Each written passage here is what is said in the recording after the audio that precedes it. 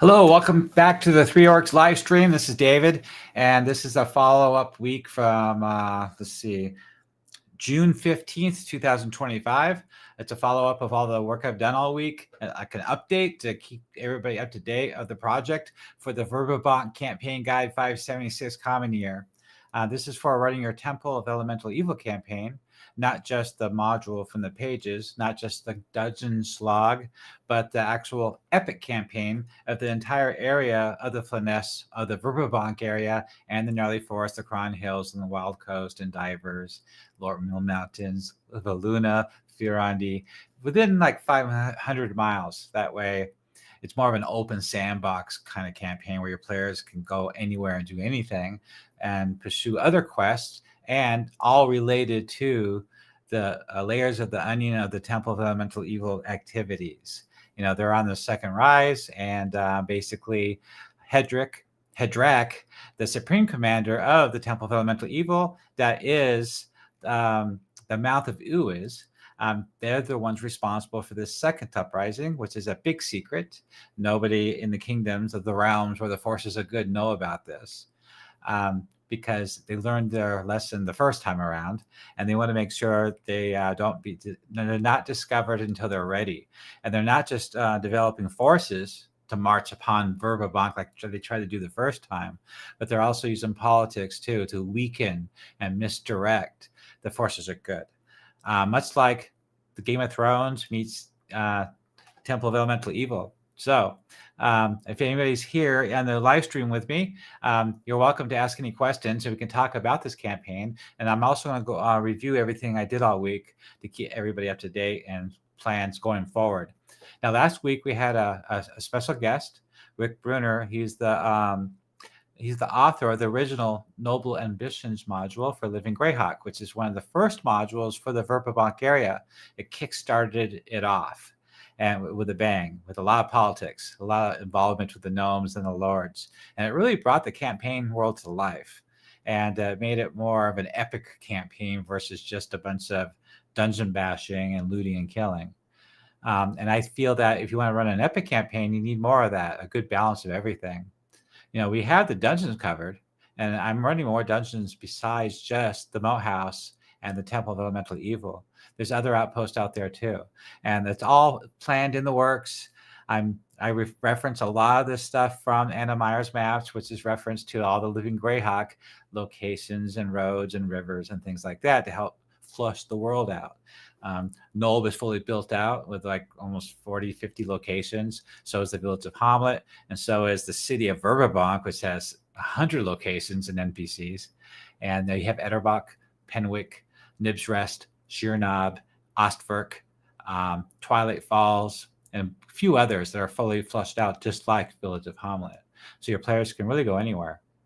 Now, the last couple of videos I put out a video today about the two clans of the Gnarly. And I think I want to talk more when I have something on screen to share with you guys. That way we can kind of focus on what we're doing here. Now, until somebody asks any questions, our last guest, he talked about his module, the Noble Ambitions, and he recommended a couple more guests from Living Greyhawk to talk about their modules. So as you know, the Three Orcs channel is quite different from any other channel you ever go to. I focus on real work. I focus on the content. I don't just gossip like a lot of these other channels do, or talk about the 10 best magic items for a ranger or anything like that. I fulfill a specific need. It's a Dungeon Masters channel for the Pacific Temple of Elemental Evil campaign, and you Dungeon Masters out there require this information for a specific use. That's why you come here, and this is what the channel is for. It's about real work, not just talking and gossiping and just telling jokes. And so that's what this website's for. Now, this website is public facing and it's fan content, and so you can actually run this campaign at the table with this website as reference. So one of the first thing I did during the week is I changed something. So there's a big discussing and discuss it in Discord.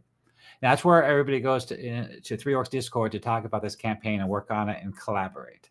That's what it's for.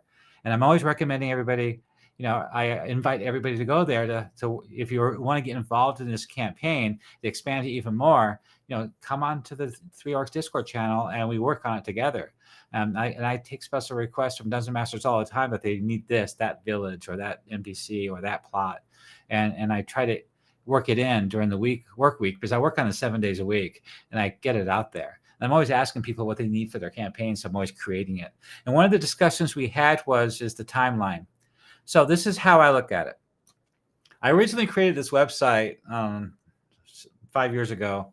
And the thing is the Greyhawk box set is established as 576 Common Year by Gary Gygax. That's the official timeline for the World of Greyhawk.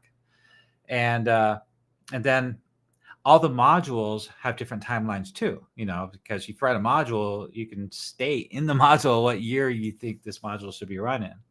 And then, of course, after that, you have all the Greyhawk Wars, and you got a lot of different modules out there over the years and different companion sets or whatever. So what I wanted to explain is the core concept of this whole project is to stay canonical to the original World of Greyhawk before the wars. Because why are you here? Why are you using this website? You want it because you want to run the T1 through 4 Temple of Elemental Evil module. That's what this is all about. It's not about running anything after the Greyhawk Wars or anything like that, because you want to run the module. And hands down, the best way to run that module is in the timeline. Well, if you read the module carefully, and I know Joseph Block pointed it out in one of his blogs, the module actually is run in 579 Common Year. Well, in 576 Common Year, the banditry was starting to rise, the bandit problems along the merchant roads. So that's when it kind of started, and it started building up. And then Lareth, the Beautiful, moved into the moat house. And so he's been there for a while. You don't know how long, but it must have been a couple of years, running activities, bandit raids along the roads from the moat house. He must have been doing it for a little while, at least several months, maybe a couple of years. So this whole thing, and then there's the recruitment before that, and over at the Temple of Elemental Evil and getting their act together. When did Hadrek show up and started knocking heads together and getting that cult going, ground boots first on the ground to get it going. So, it all probably started around 576 Common Year. And so the actual activities of the Temple of Elemental Evil module where the players get involved is supposed to be 579 Common Year. So that's what it explains. And I actually explained it a little bit here on this front page of the website. This is the front page. And so that way, also another reason why I want everybody to know that this is the World of Greyhawk 576 Common Year campaign is when people are looking for this kind of material, when they're searching in Google, they're going to find this. They're not searching for 579 Common Year. That's not going to happen. All right. So on the front page, you have my Viscounty interactive map and all these villages. Most of them are done here. Just click on them and they're fully detailed, like the village of Hamlet. So I did some messing around with the categories of my table of contents on the left, and I've been working on this campaign quest line. So about the map real quick before I talk about my campaign quest line. Let's see. So that's the city of Verbobonc. There's a lot of locations. People keep asking for more and more of this, and they're all detailed with NPCs, shops, locations, lore. It's all there. Where do we go here? There we go. So when you're running the Temple of Elemental Evil campaign, I keep repeating myself in every video. So if you have any questions in chat, let me know. Hopefully there's no technical problems here. So traditionally, people ran the T1 Village of Hamlet module outside of Hamlet, like right around here. They got hit by bandits, and then they finally get to Hamlet, and they ask questions, and they get pointed with rumors towards the moat house. That's the traditional way of starting the campaign. But you really need to figure out how to get the players to at least second level before they reach Lareth on the second level of the moat house down below. You really can't do that the way it's keyed. So you have to have a lot of side quests. And I did publish a side quest module, and a lot of these side quests are in the Village of Hamlet article. You can actually get access to this quest there too. And so those side quests are designed to help get experience and build the campaign up for the players before they get to the moat house.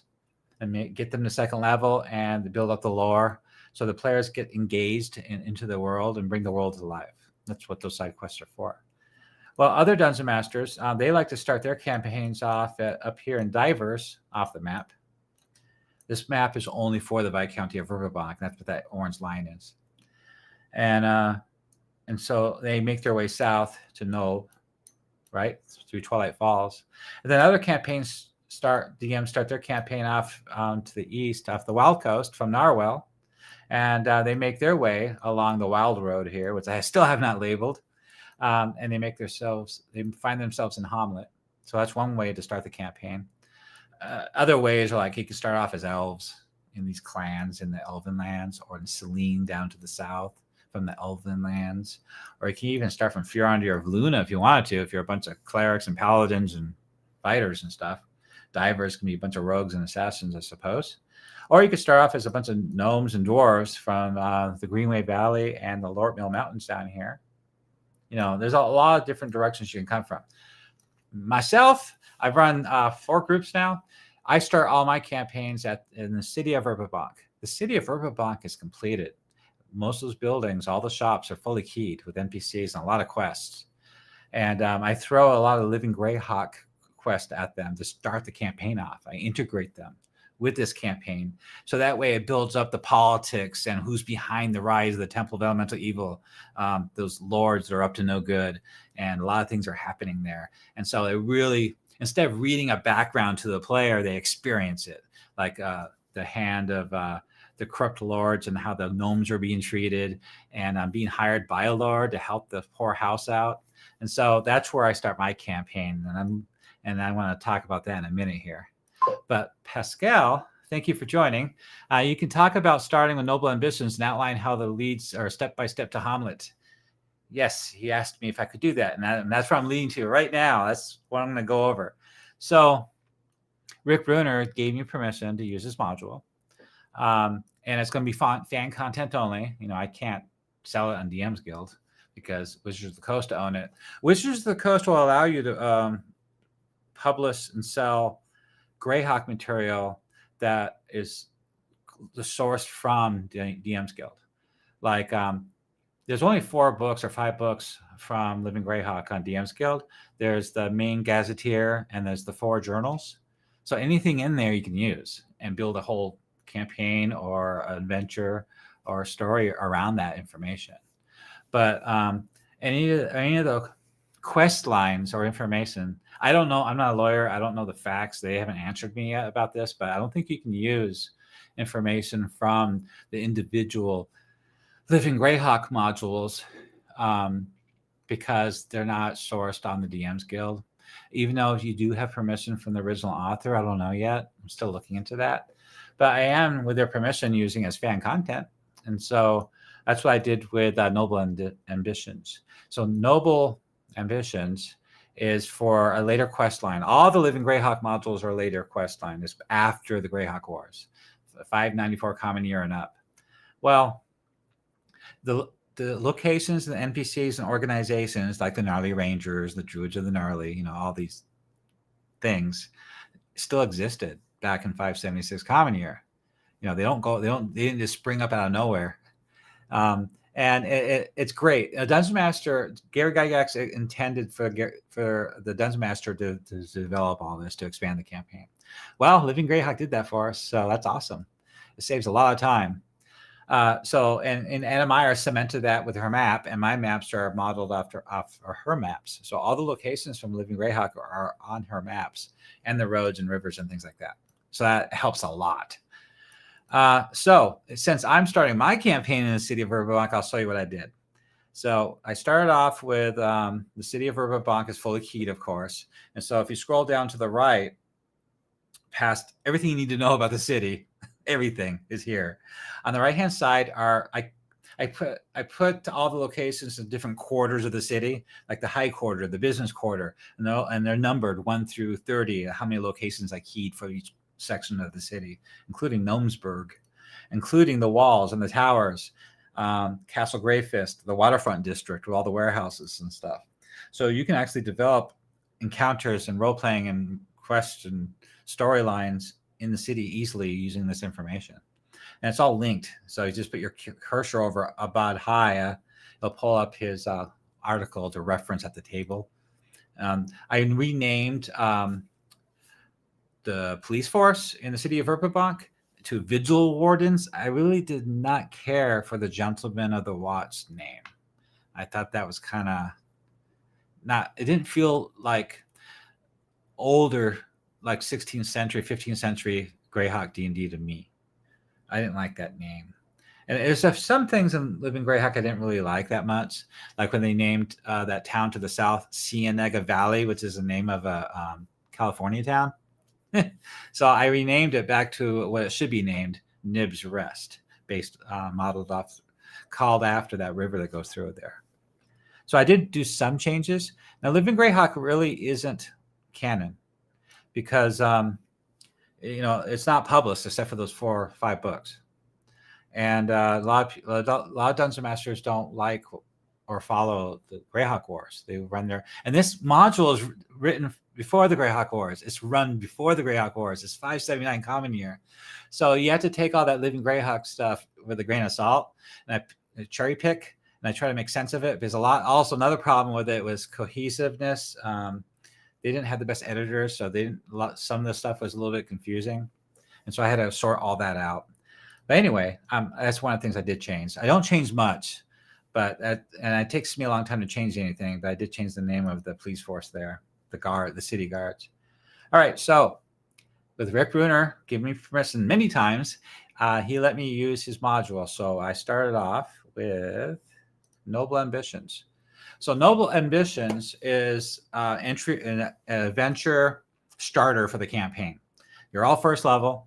And this gives you a reason to come together as a group and start the campaign with a flair, with a solid grasp of the politics of the situation and what's happening in the Viscounty.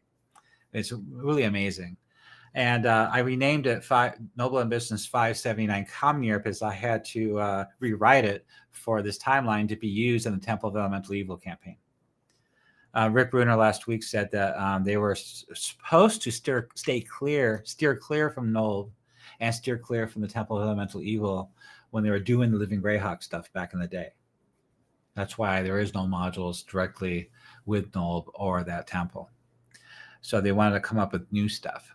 So that's why it was never done. Well, I spent all last week working on this. So this is the cover adventure line here, the cover page. And I put his, on the right-hand side, I put his credentials there. And basically, the first part of it explains the whole synopsis of the entire adventure. Basically, you're going to work for Lady Eleanor Asbury. She's a baroness of House Osbury. Osbury, 2 different spellings. See, that's the consistency thing I was telling you about. The original module is ASH or AHS, and further other modules from there onwards were ASBURY. Consistency was a major problem back in the day. You got to remember, this is all before advanced editing and computers were around, I guess. So the adventure objectives here is to recover her lost artifacts of House Osbury that was lost during the Battle of Emerald Meadows, and her family jewelry and treasure. She's a poor holding. And if you want to look at the map real quick, C is located to the east of Penwick. So this is the breadbasket, part of the breadbasket of the Viscounty of Verbobonc. It's a rich holding in farmlands, but it's a poor holding when it comes to coin because a lot of that was stolen during the battle 10 years ago. So her manor is right there, Osbury Domain, and Asbury Manor is located there, and that's fully keyed too. So I've been doing a lot of work. I've been working on this for 7 years. So basically, the quest takes you from the city of Verbobonc down Merchant's Way through Penwick and finally there. And then from there, she sends you to the dungeon. And I'll show you the DM only layer. DM only. And right here is the Ancient Sewell Ruins. This dungeon will get your players to 2nd level. And every group I ever ran had a blast. And I've seen other Dungeon Masters using my VTT maps of that dungeon, and their players had a lot of fun too. So let's go back to the thing. I'm going to do a whole separate video on this. I'm still working on this. This is just a real quick preview of what I did all week. So as you can see, this main page has a lot. I even made a herald for her. That's a letter going out looking for adventurers. The people on Discord helped me choose font style and layout and all that stuff. They go, hey guys, does this look good? And they correct me sometimes. The backdrop locations for the whole adventure, it's all outlined. And then down below are links to the other encounters. But on the right-hand side is also links to the encounters. They're called subplots. So this NA1, NA stands for Noble Ambitions. So 01, 02, 03, 04 is done. NSQ is Noble Side Quest. So I included 3 side quests so far. The Istis, Priestess, will do a prophecy reading for one of the lucky players. And also this number 2 is at St. Cuthbert's. There's an investigation of 2 mounted borderers that got ambushed by gnome raiders. Gnomes attacked them. So that's a whole political escalation going on there. A lot of people lying about that. And then number 3 is a merchant argument between a human merchant and the gnomes, screaming at each other on the streets of Verbobonc. And then, of course, the visual wardens will probably show up eventually to break them up. There's a big crowd there. So there's a lot going on here. So those 3 side quests are character building, campaign building, lore building. Let's see what you guys are saying in here. Pascal says, Gentlemen of the Watch sounds like they're checking their pocket watches and pontificating about curfews. I agree. That sounds like a organization from, what's that age? The 17th, 18th century? I can't think. That age, that era. That's what it sounds like in Paris or London. And I like my campaigns low magic, like 15th, 16th century. That's how I like my campaigns to look. All the towns and, it's the noble houses and the government structure. Okay, he also said, I think we have to blame Greyhawk Wars on Gary Gygax being ousted from TSR. I think they used Greyhawk Wars to get some distance and make the setting their own. Yeah, there's a whole history of that. There's three books I've read of biographies of Gary Gygax of what happened, and they're really interesting to read. And I usually put their links in my videos down below, but I don't think I did it this time. But yeah, a lot happened to get away from Gary Gygax, that's for sure. It's too bad. We could talk about that all night. But this isn't really a gossip channel. This channel has real meat to it, real purpose. You're not wasting your time watching this, because you're going to be running this. So you got to pay attention. So I got these done so far. So that's 8 articles I did this week. I also added another one. So I'm going to review this real quick. So this political tension is an extra article. It's basically the citywide rumors, the political developments, and the council intrigues. It just outlines the political climate in the Viscounty. So as a dungeon master, what the heck is going on. And so everything about the key power players, I even create tables for you guys. I know how much you guys love tables. So a gossip table, so you can add, this will help your role playing. Like you talk to a merchant, he'll tell you about the bandit problems. We have to arm ourselves just to travel between the hamlets. See, that's pretty good stuff there. Also, gnome rumors comments too. So I made sure I made human ones and I made gnome ones. So that way, when the players are in the city talking to people in the tavern or along the street, at least you as a dungeon master will have something to tell them. And then below that are rumor locations, like triggers of the different locations, like the tavern or the market district or Gnomesburg, things they might say when you go there. Also, in one of the quests, you go to the Temple of St. Cuthbert, but some of the players might be a cleric from one of the other temples too, and they'll get comments from them as well as other priests in that temple about what's going on, and these are rumors they could find, comments that they'll make about what's going on in the Viscounty lately. And I add some more DM tools at the bottom here. On the top right-hand corner, I always put links to all the relevant articles on the right. Now, I created this a long time ago. It's a Verbobonc newsletter. I know it's modern looking, but I think it's cool looking. You don't necessarily have to print these up and hand them to your players, but I think they're cool just at least for a dungeon master to look it over, and you can role play with this information. So all these, excuse me, these details I've been going over is going to great amount of narrative detail in these newsletters. As you can see, they're like stories. And I only made 2 of them, 2 issues at 2 pages each. So these are the key things that are happening right now in the campaign when the players are first level. So immediately you can tell this campaign has a lot of depth to it, not just temple cultists going crazy and you have to go loot their dungeon. All right, so back to here. So now the next one I want to show you is the first one. So this one is the first encounter, role-playing encounter. So this letter right here, this letter is on the Adventurers Guild post. There's an Adventurers Guild down at the docks. So a fighter player might be looking for work. And so he'll find that post and answer it. All the clerics, all the churches got one, the bishops, and so does all the lords. Everybody wants to know what's going on. I mean, Lady Eleanor Osbury is the most eligible bachelorette in the kingdom. She's extremely bright, smart, well-educated, well-mannered, very powerful. She's the Baroness of House Osbury, the lands of Osbury, and she's also the Baroness representative to the celestial circle. Pretty impressive.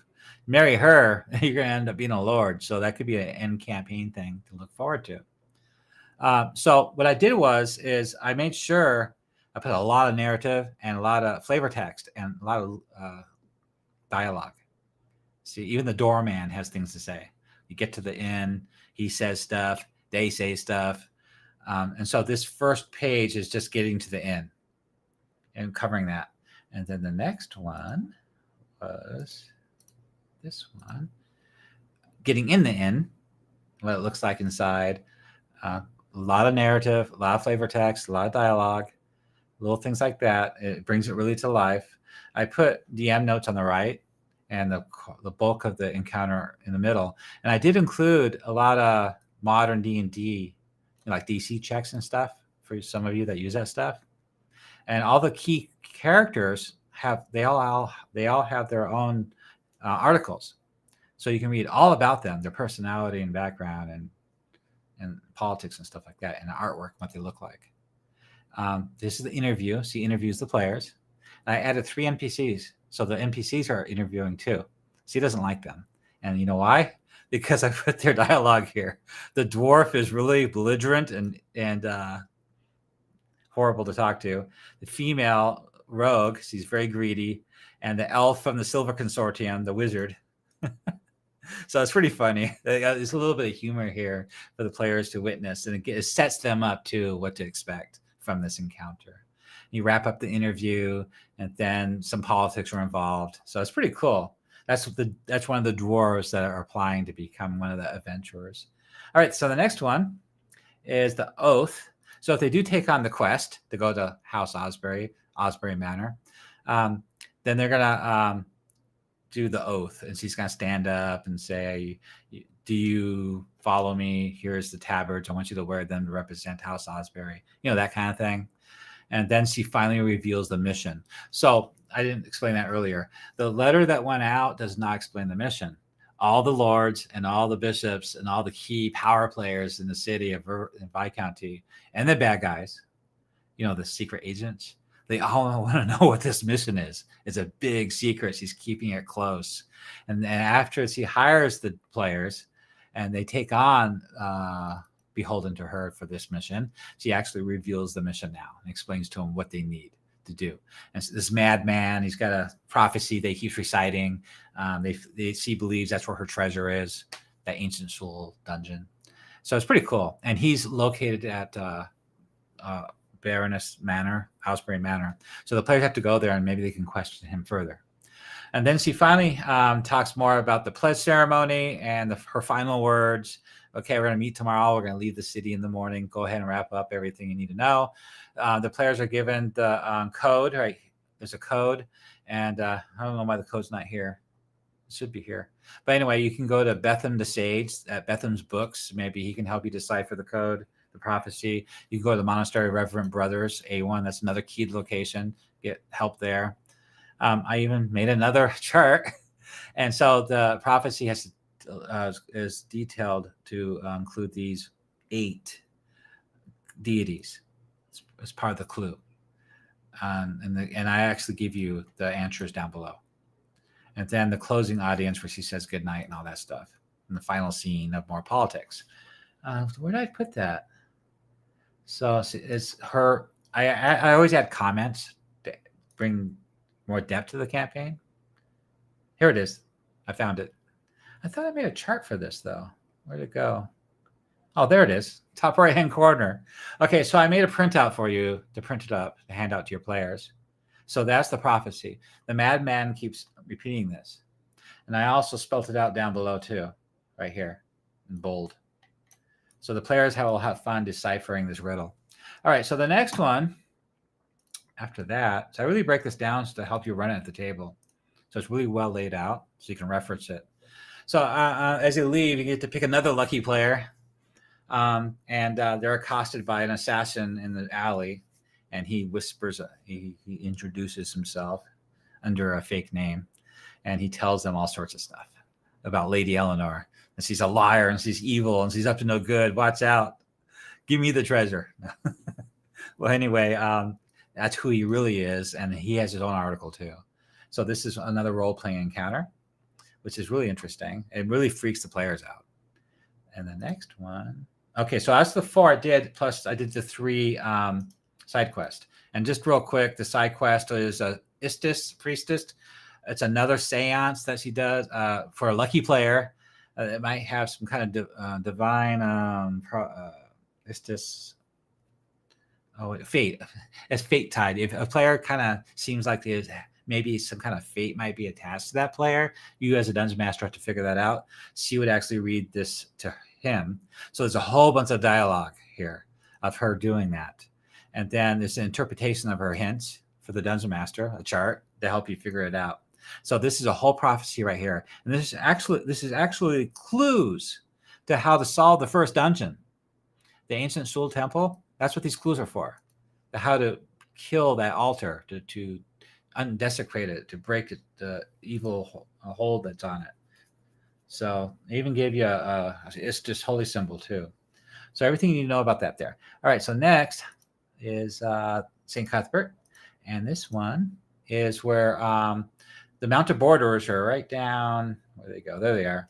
So they got attacked. They got ambushed by a group of gnomes, raider gnomes, evil little bastards.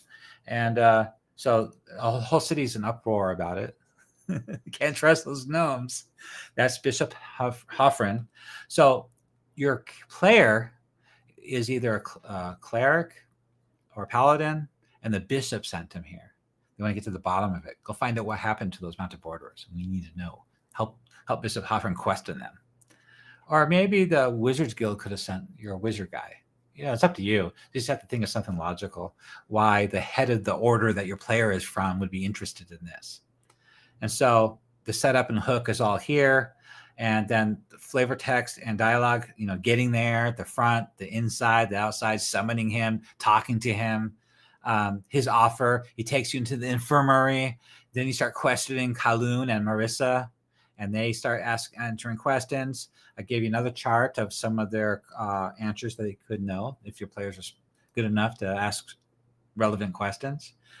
The background detail for the player, for the Dungeon Master, I gave you some rules, like persuasion and deception checks and all that for you 5e players.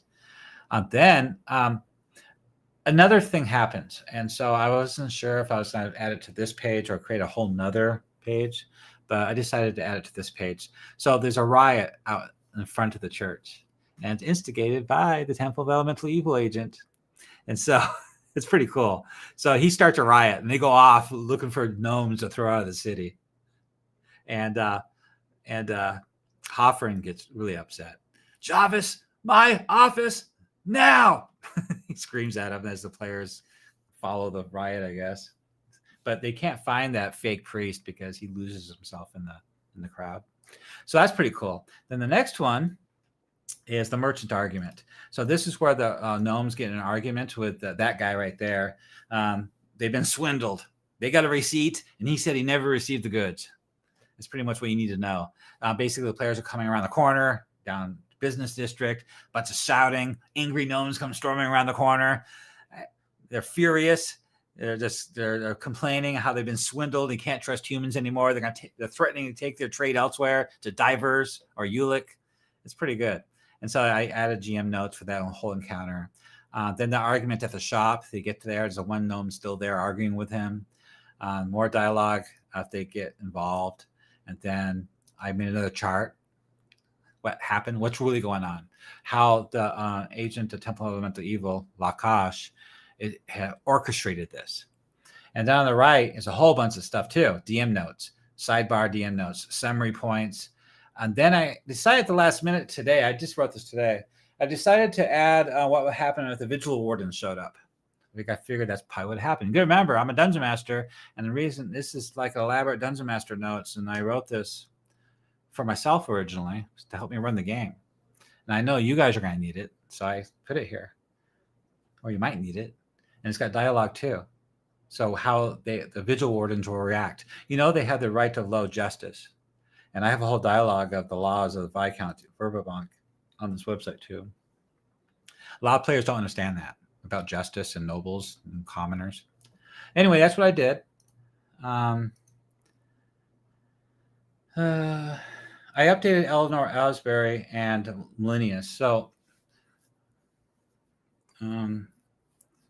I changed the background to fit this backline. So instead of Millennius going off to the Greyhawk Wars, he went off to the Battle of Emery de Meadows. He came back as a changed man, and now he's trying to be the head of the Mounted Borderers. So he's a very remarkably different person. He's not nice anymore. Very militant, and he wants her lands. He demands that they get married, so he can take her lands. So there's a lot of that going on, and she's desperate. So she's turning to the adventurers for help, and there she is. She's amazing. All right. So what else did I do? Any other questions? Any questions about this quest line? I'm not done yet. The next article, I got to do one with the Cathedral of Trithrin. So as the players are going to the city, this is God's Day. So the church, all the churches are out, recruiting and doing their ceremonies and worship. And so the Trithrin people, they like to come out because they're on the square. Let me show you the square. So they're here. So this is Jolly's Inn right there, by the way. That's where the players have to go. Oh, I should have showed you this earlier. The gnomes are arguing right here.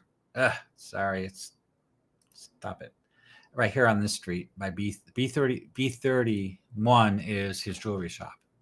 So the players come around the corner, they see the arguing.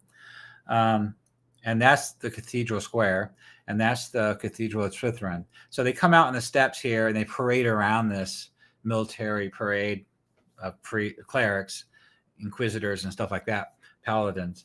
And they recruit on God's Day, and they give big speeches, these fiery speeches against the lords, and it's pretty volatile. And the Viscount has he's got his hands full trying to deal with them because they get the Lord's pretty angry with some of these speeches. So I'm going to write this speech out. So the players coming through here are going to witness that speech of this horribly slanderous speech from the bishop himself. So that's pretty exciting. So I'm going to write that tomorrow. And then what else do I have to do? I'm not going to do the warehouse burning. The gnomes do burn this warehouse down. I don't know if I'm going to add that or not. You guys got any questions here? How do you transition? Oops. Cursor. How do you transition from the quest to Hamlet after the quest is done? I mean, after noble ambitions, why do the players go south to a small village like Hamlet? I'll explain that in a second. But to wrap this up, there's one more quest I want to add. So I want to add Rayo, the monastery of Rayo. That's located right here. A1. Come on, stop it. Stop it. Yeah, right there. A1. It's overlooking the harbor. Oh. I feel for you guys. You have to click on this stuff. There's just too many tags on the map. But you can zoom in pretty good. Here's A1. So that whole complex is the monastery of Rayo.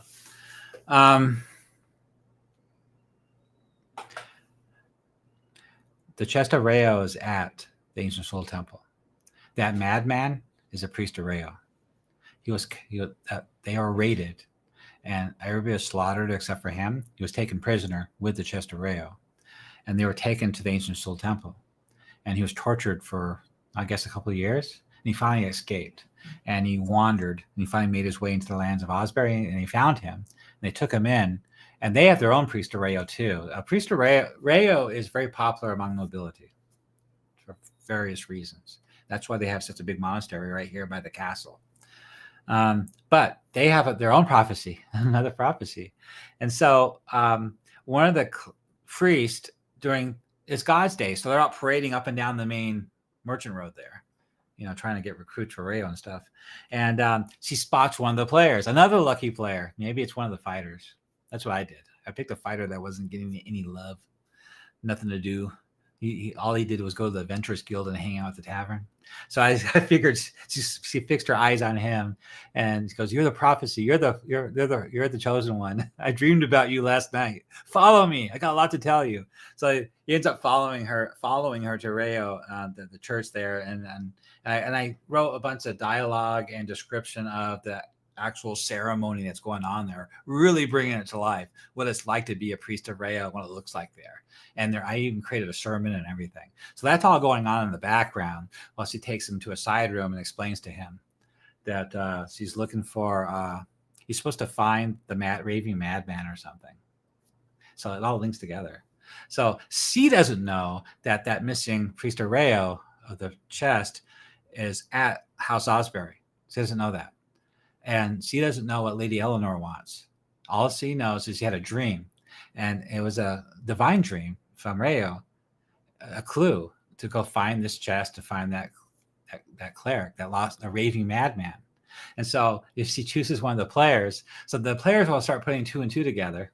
It all comes together, and he can give them experience points and stuff for figuring out all these quests as they all tie together. And they figure out, hey, that's the same person she's looking for. So I need to write that one up next, definitely. And I think I'll be done for the city. And then the next article will be on back to the main quest line. And that's right here, coming out that gate in the morning. So they're going to all harness up with wagons at C3, Diley's Inn in the morning, and mount up and ride out the gates and head down the road, the high road, and head towards Penwick and Osbury Manor. And then another article after that will be the bandit attack halfway there. Then another article after that will be at Osbury Manor, where we get to interrogate that madman.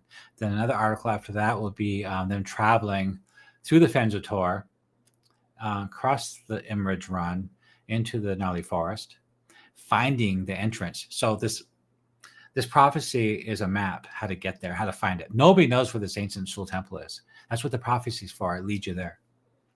I guess we should be looking at that. So those 8 gods are directions, which way to go in that prophecy. It's pretty cool. So anyway, it leads you here. So you finally get there, clear the dungeon out, retrieve Lady Osbury's treasures, her family sword, the sword of Osbury and the gem of Osbury. And no, the players can't keep it. They can, it's an open campaign, but still hate them. So they'll be heroes if she turns them in, but they'll let her have a lot of the treasure. And then another article. So that will be a whole big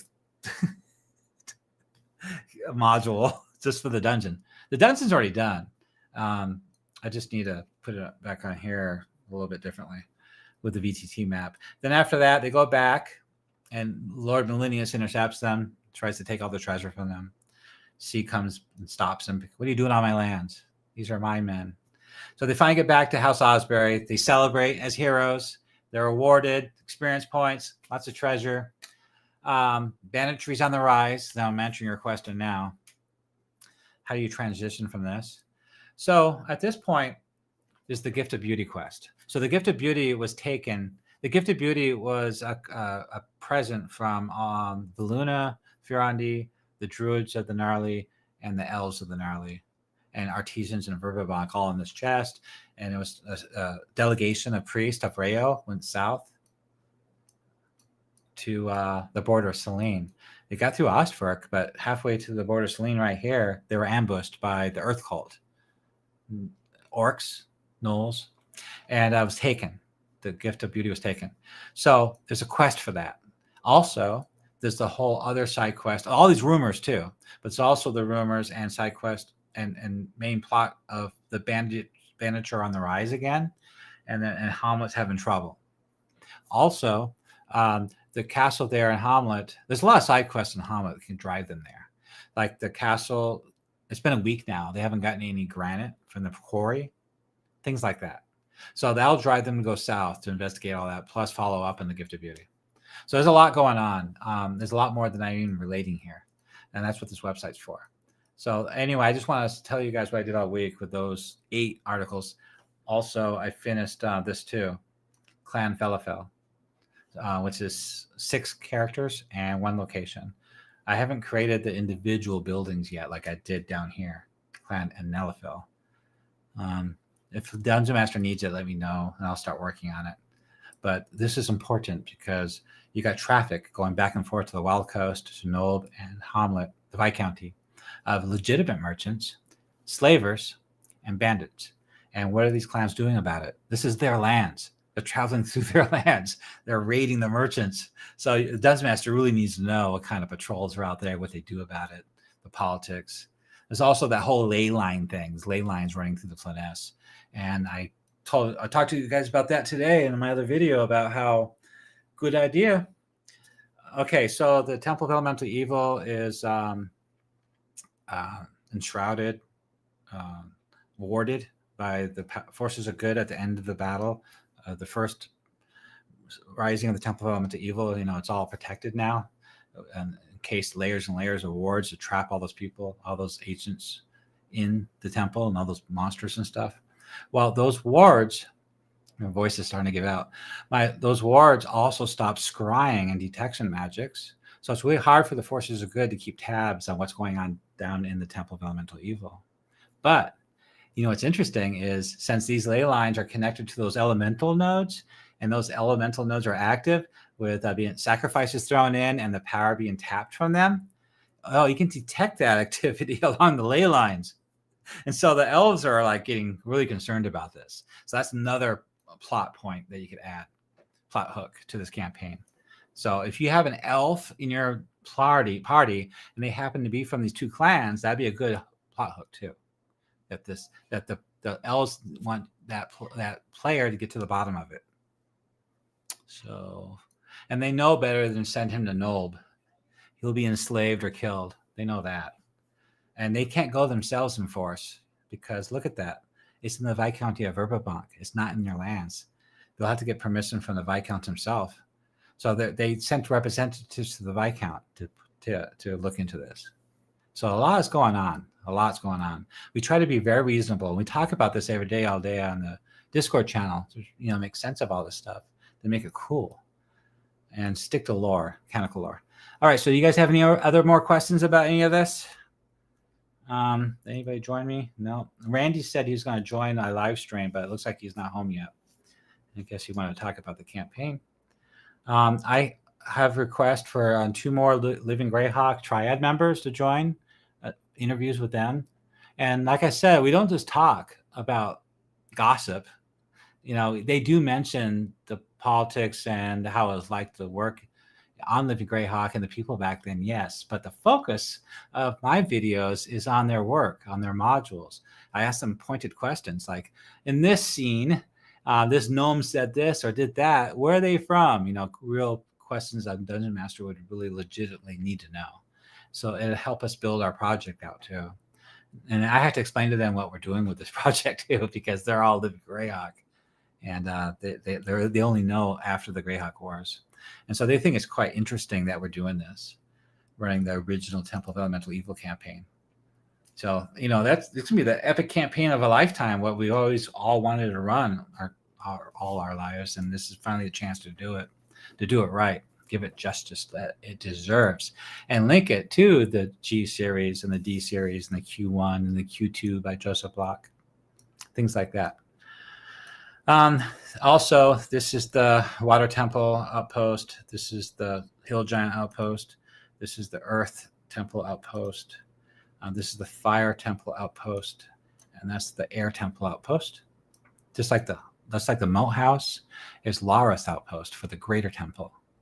So these outposts aren't, some are big, like this abandoned monastery's got 2 levels, but some of these other outposts are really small. They're just raiding outposts, really, but they're cool. I got the ideas from Princes of the Apocalypse, so, and they sell that on DM's Guild. So I could rewrite them and publish them if I wanted to. It's not decided if I want to do that yet. I can't use their maps. That's one of the rules. You can't copy paste, and you can't use their artwork and maps. So you have to create all that yourself. Yeah. All right. Any other questions there, guys? We're going on an hour here, and I'm starting to run out of steam. I think I covered everything. Pretty sure. Yeah. There's a lot of work this week. Lots of work. So, well, it looks like Randy's not home yet, so he's not joining us on our live stream. And you guys don't have any questions, so it looks like I'm going to wrap this up. Here we go. Switch all over. Well, I hope you liked the live stream. The update I went over for the previous week of my efforts here. I'm always working on this stuff every day, all day long, and you're more than welcome to join us on the 3 Orcs Discord channel to help us work on this. We have Dungeon Masters actually creating these locations too, and NPCs. That way it'll help speed this up, because if I just do all this by myself, it's going to take forever. And I've been working on this 7 years. This is as far as I got. Luckily, I have people like Halagant. He's written the original articles for the clans, and I'm converting them over to this and integrating those clans into the lore and politics of the rest of the world, adding more to it and dialogue and stuff and artwork. And we got other Dungeon Masters working on other locations too. So hopefully, if you're interested in joining this project, come to the 3 Orcs Discord. And if you want to support the project, you just go to the 3 Orcs Patreon, become a Patreon member. And if you do become a member, you get access to the higher resolution versions of all the free maps and artwork that I put out there. Because everything, since this is fan content, everything has to be free. But I just provide the higher resolution versions of the free stuff. Actually, I want to show you something. Yeah, at the very bottom of every article, at the bottom of every article, I didn't show you, but I have the copyright fan content policy under every article that this is fan content. So anyway, I hope you guys have a good week. I hope your players enjoy your campaign as much as mine have. And I'll talk to you guys again next week. Thank you guys, and you guys have a good night.